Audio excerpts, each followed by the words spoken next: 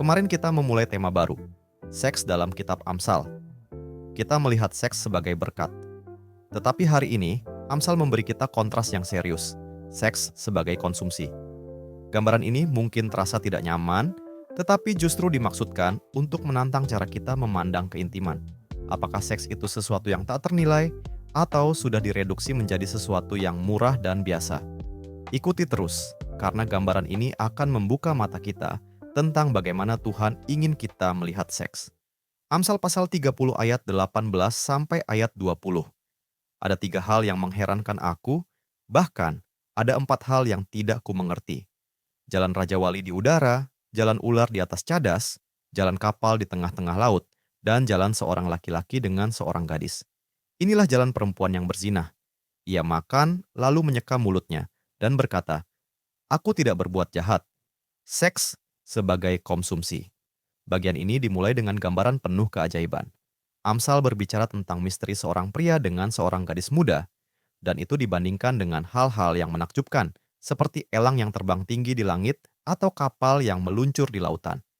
Seks, dalam visi puitis ini, digambarkan sebagai sesuatu yang indah dan menggetarkan. Namun kemudian, ayat 20 menghadirkan kejutan. Tiba-tiba, seks dibandingkan bukan dengan terbang atau berlayar, melainkan dengan makan berantakan. Pesannya jelas, seks di luar perjanjian yang ditetapkan Tuhan direduksi menjadi sesuatu yang biasa, sekadar kesenangan kecil, tindakan tanpa makna, tidak lagi kudus. Inilah yang terjadi ketika seks diperlakukan seperti barang dagangan, seperti konsumen yang membeli barang. Selama kualitasnya baik dan harganya murah, transaksi berjalan.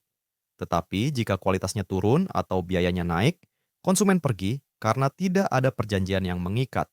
Seks di luar pernikahan menjadi transaksi, bukan harta.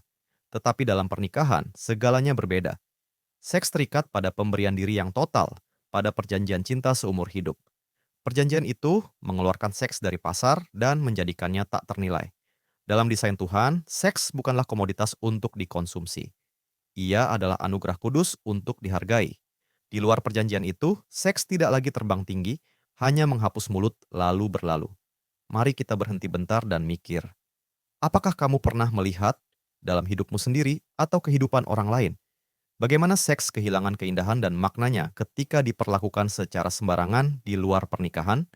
Bagaimana kita bisa kembali pada pandangan Allah bahwa seks itu tak ternilai dan kudus? Mari kita berdoa bersama. Tuhan, pada zaman gereja mula-mula, seks dianggap hal biasa, dilakukan dengan santai, bahkan bersama pelacur, tanpa makna sejati. Tolong lindungi umat-Mu dari pola pikir yang sama hari ini. Jangan biarkan kami kehilangan sukacita dan nilai tak ternilai dari seks seperti yang Engkau ciptakan. Ajari kami menghormati rancangan-Mu, menghargai perjanjian pernikahan, dan merayakan seks sebagai hadiah kudus-Mu. Amin. Terima kasih telah bergabung dalam pembelajaran Alkitab hari ini. Jika Anda merasa diberkati melalui firman ini, bagikan kepada keluarga dan teman-teman Anda. Jangan lupa untuk like video ini, tinggalkan komentar, dan subscribe channel kami agar kita dapat terus belajar dan bertumbuh bersama dalam firman Tuhan. Tuhan Yesus memberkati.